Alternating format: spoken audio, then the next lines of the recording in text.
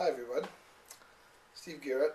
It's the holiday season, so I'm sitting here in front of the tree my wife's been busily working on tonight, getting it decorated and having a little bit of eggnog.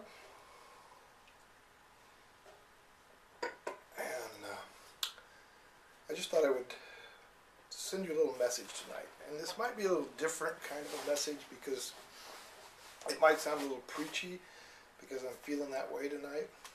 But it's because I love you, and I care about you, all of you that listen to my rants. And I want to encourage you tonight.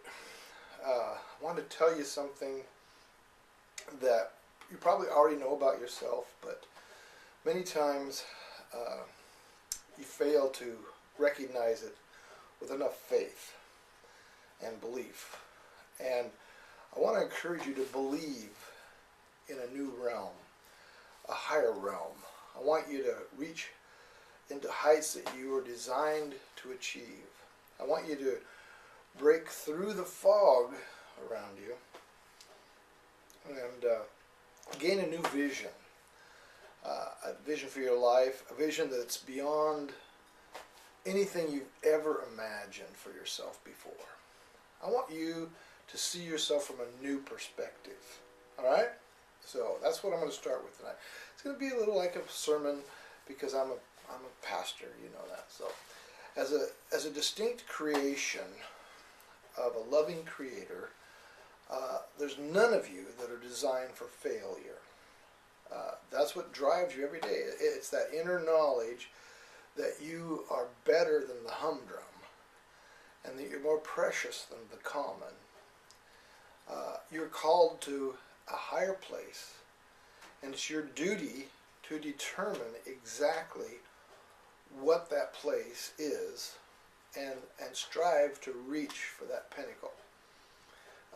You're designed by the most creative force in the universe, and the objective of that design is to allow you to move into the fullness that is your inheritance and live with all the abundance and fervor possible. That you come to grips with your true calling, I guess is what I'm saying. That you walk into the destiny that will give you all that you desire and more. So much more that it will flow out of you and it will splash out all over those around you. It will be a blessing of love and of joy and of goodness and cheer, and as you give it away, like we do at the holiday season, right? It will be renewed within you time and time again.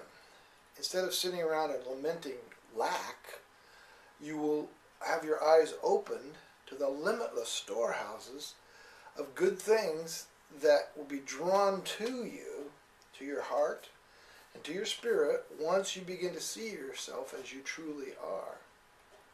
Sound interesting? It's like the prodigal son in the story that Jesus told his disciples.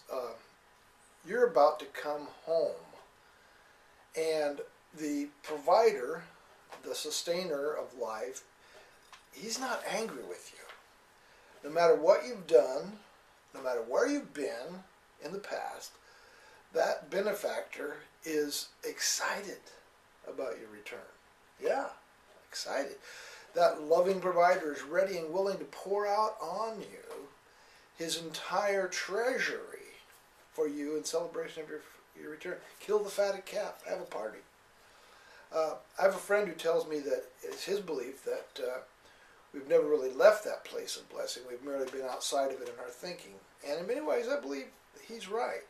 We don't need to come to that source and have our head hung low, and with expectations being equally dismal, but rather we need to come expecting the blessings of a loving Father toward his cherished son and daughter.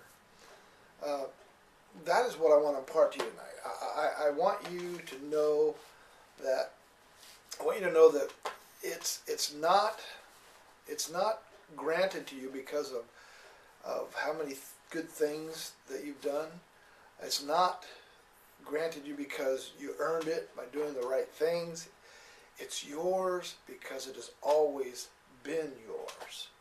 You have a claim to it simply by birthright, by being a creation of that loving Creator. It's yours as soon as you realize that and accept that gift from your Father. And I have another saying that comes from the Bible, since I'm preaching tonight. And this is from the book of James. It says, "You have not because you ask not." Now, one moment.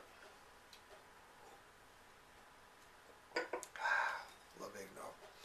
But tonight I want to encourage you to begin asking. Stop proclaiming all the things that you don't have. Stop glorifying the lack in your life. But begin to exercise faith in the Creator who desires to bless you and give you all of the things that you need and beyond that, beyond that, to those things that you desire. Too many of us, I think,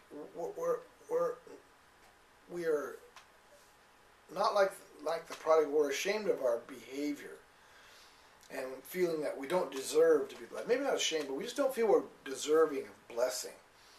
But maybe we're not like him, but maybe we're more like the older brother who never messed up as much. He stayed on the farm working faithfully for the Father, and yet he was unaware of that inheritance. He was unaware of that blessing that was there simply for the asking.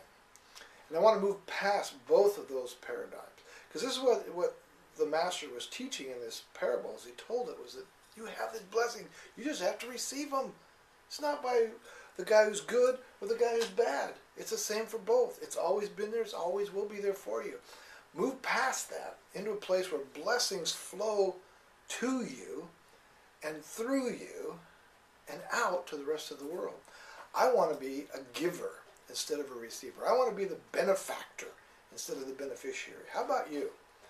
I want to help you get there. It begins with a step of faith. Begin tonight in this holiday season to believe that you are in line for that inheritance. Your benefactor most certainly has plenty to give. I hope you'll receive it. That's my sermon for tonight. God bless you. Happy eggnog to you. And this is Steve Garrett. Grace and peace and Merry Christmas.